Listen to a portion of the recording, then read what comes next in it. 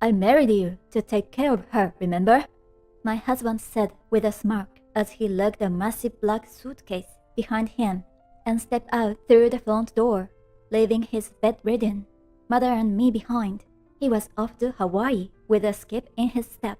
I couldn't believe he was going on a vacation, leaving his ailing mother. Although he was never the most considerate man, this was a new law that left me speechless. I swore to myself he'd pay. At that moment, my mother-in-law stood up with a smile and said, "Let's go us two." I was so taken aback, I didn't know how to respond. "Go where?" I managed to ask. She just grinned back at me and twinkled in her eye. "My name's Susan. I'm 42. I met my husband at work. We became close after many shared coffee breaks and got married when I was 33. I quit the job after marriage. Since then, I've been working part-time at the daycare center, using my degree in early childhood education to contribute to our household expenses, all while managing the house. Both my parents are no longer here. Both of my parents passed away from cancer. It happened when I was 30. My father passed first, and my mother followed soon after.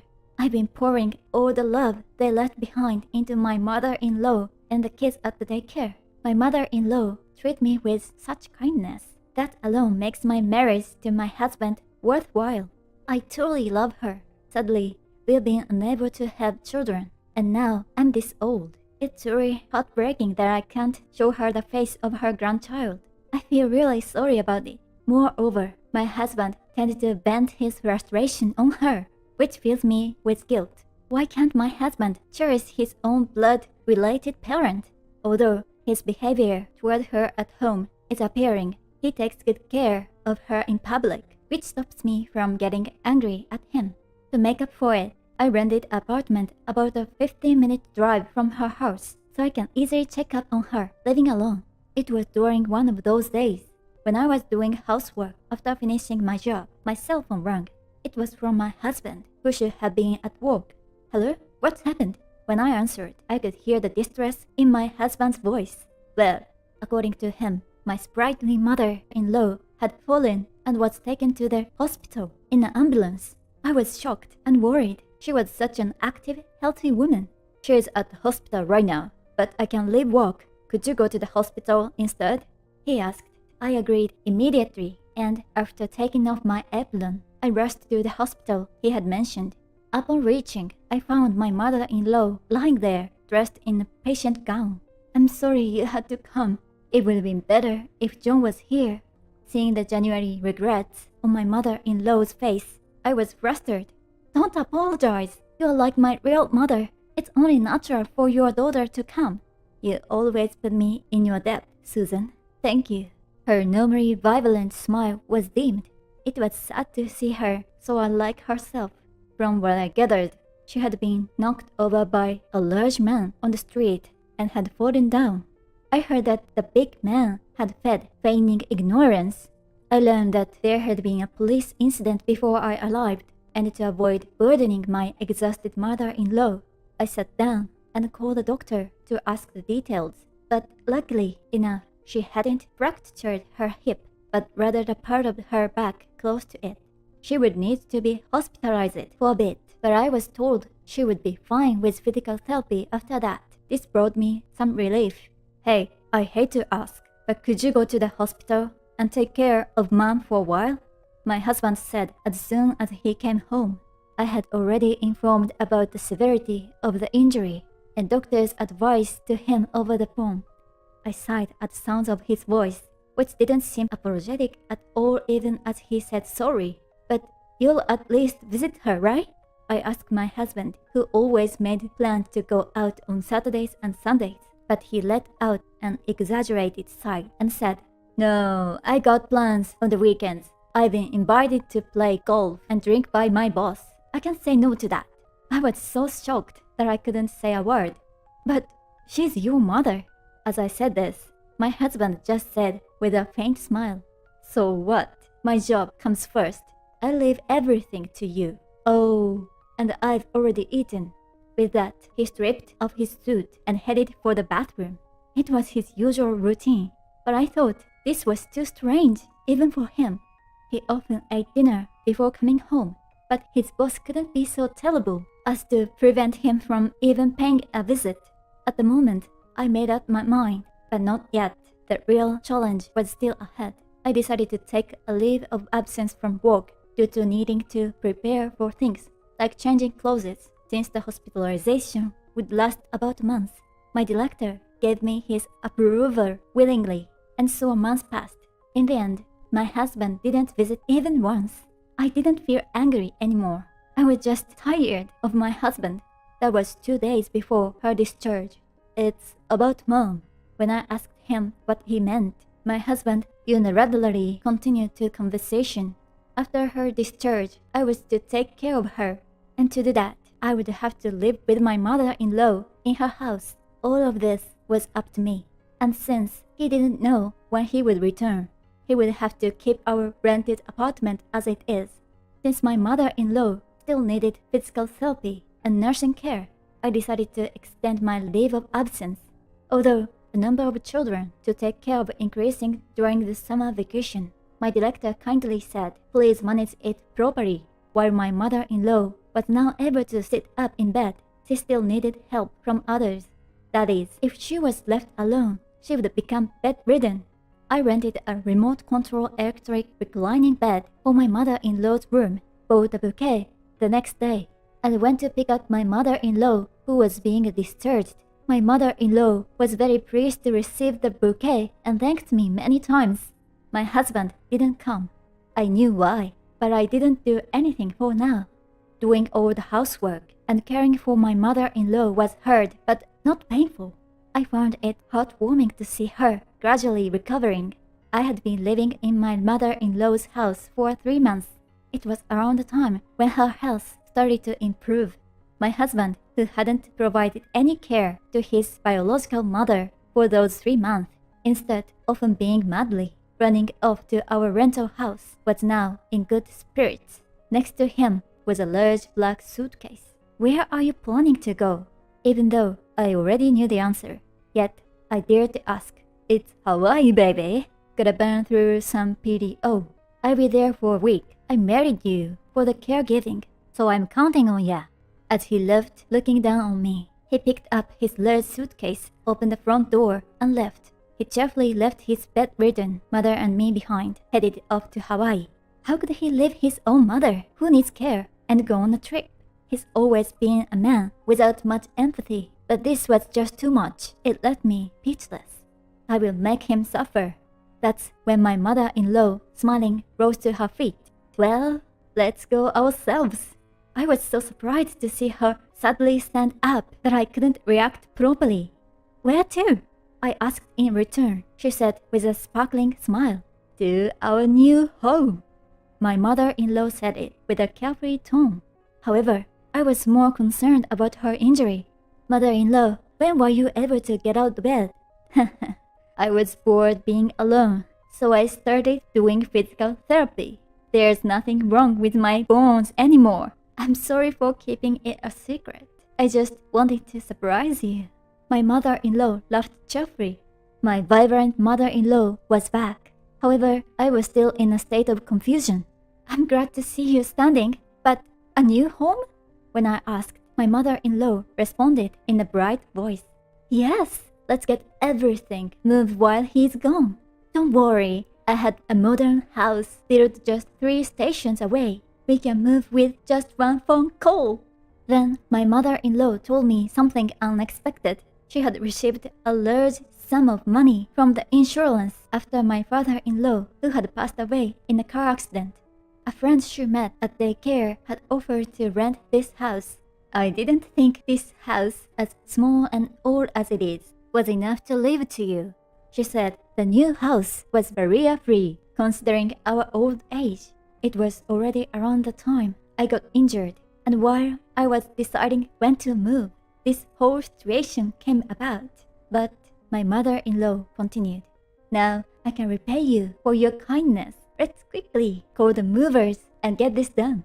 She chuckled, and I couldn't help but smile too. We rented a wheelchair for my mother-in-law, who could stand but still found walking difficult. We took a medical transport taxi and headed to our new home. The new home looked like a church, complete with a yard. It was a 2-story, stand-alone house. That day, we asked the movers to transfer everything except my husband's personal belongings. Setting up little things like plates was one thing, but getting the larger pieces like wardrobes places correctly, and then just turning on the electricity and gas was another. My mother-in-law had quickly arranged it all over the phone. "Susan, thank you so much." Out of the blue, she said this to me as we were settled down, eating takeout.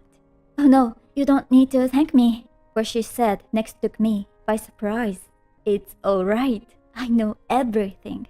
It seems like we ended up hiring the same private investigator. Suddenly, it clicked. I realized she knew that I knew why my husband had gone to Hawaii. "You knew?" She nodded sadly.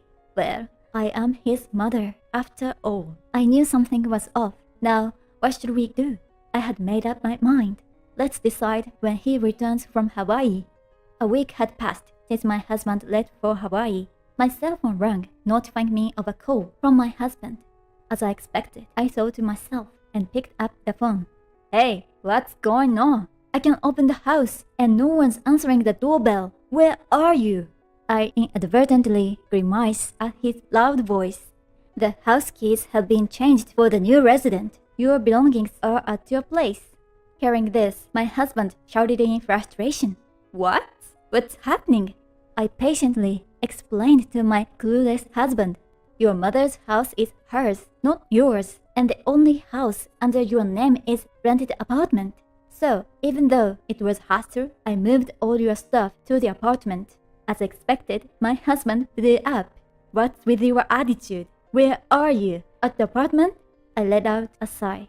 "I can't tell you where I am. Your things are packed in suitcase. So why don't you go back to the apartment quickly and maybe call your mistress?"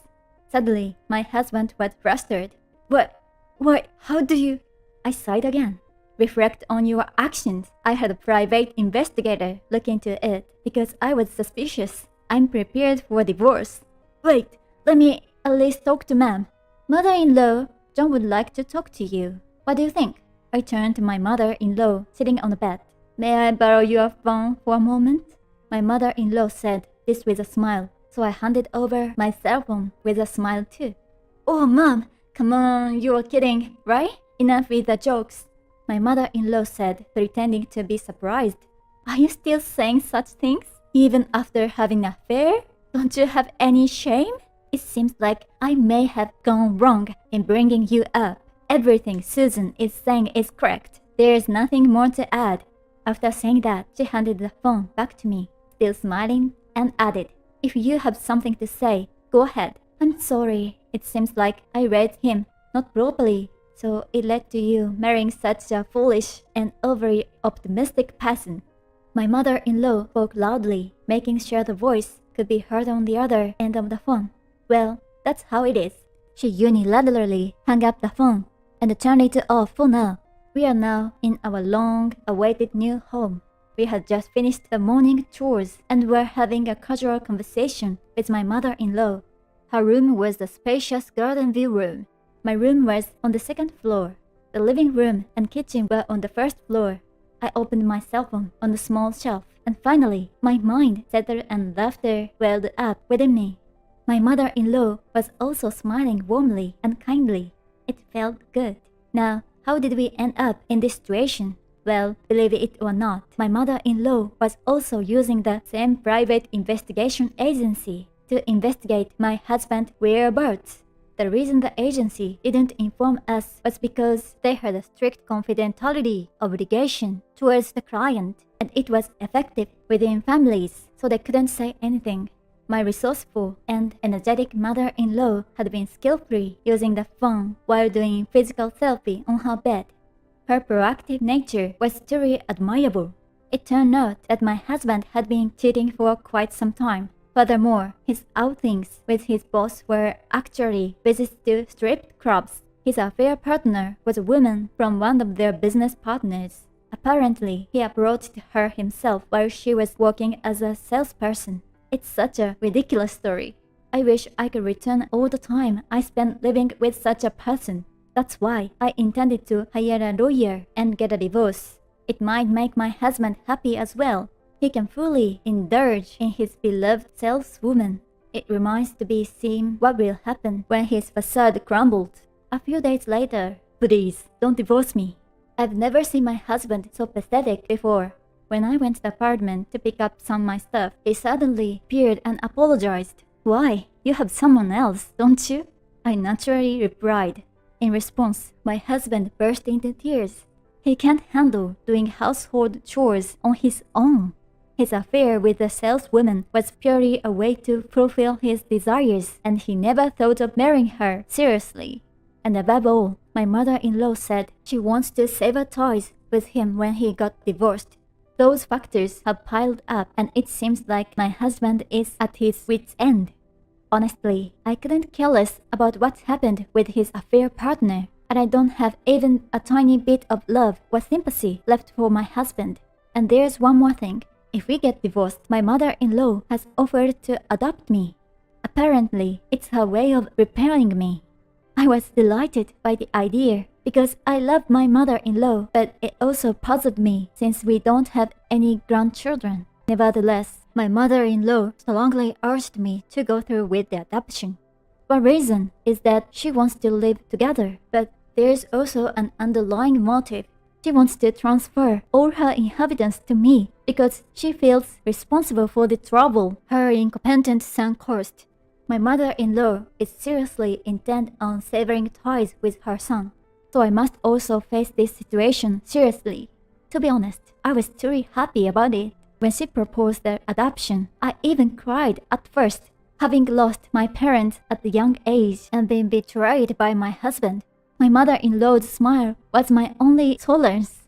You're getting what you deserve for neglecting your mother-in-law. Now you have no choice but to be alone, I said coldly. Can I at least talk to my mom? My mother-in-law has no intention of talking to you anymore. If you keep insisting, I'll call the police. What will you do? Upon hearing this, my husband burst into tears while making sounds. I looked at his face expressionlessly. Since the discussion with my husband didn't go well, we ended up hiring a lawyer and living into the family court. The result was, of course, in my favor. Thanks to his infidelity and visits to strip clubs, I was able to divorce him smoothly, even though he argued. Although my savings, which I had planned to use for building a house someday, were halved in the division of assets, I don't mind. My mother-in-law's condition has been steadily improving, and by the time the trial was over, she had fully recovered and even resumed her works. Today, we are celebrating the completion of the adoption process by dining at a fancy restaurant. Having a meal while chatting happily truly brings me happiness, and I am thrilled that she treats me not only as a real daughter, but even more affectionately. In the future, it's likely that I will need to provide constant care for my mother-in-law, but I have no complaints. In any case, my mother-in-law seems to have truly had enough of my ex-husband, so she decided to break off relations with her son and never meet again. I had already had the lawyer prepare a document for severing ties when the time came, and to ensure that I didn't receive any phone calls from my ex-husband, my mother-in-law had set up call rejection for his calls. By request, I did it for her. By the way, I heard from a former co-worker the other day. My mother-in-law is waiting with a gentle smile for the construction. John seems to be unable to pay the rent and utilities on his own, so he borrows money from his boss every month. My mother-in-law covered her mouth with her hand. Oh dear, I feel sorry for him. That's right, I said with a smile. He has borrowed money from various financial institutions as well. The reason for the divorce has leaked through my friends, and it seems that he is not respected by his superiors, and the story of infidelity had spread, making him feel uncomfortable at work. It's quite satisfying. While it is said that one should not take pleasure in the misfortunes of others, I used to believe that it didn't apply to me. But now, it's different. When it comes to my ex-husband, the misfortunes of others are indeed sweet. While enjoying a fancy dinner, I wished for further misfortune upon my ex-husband.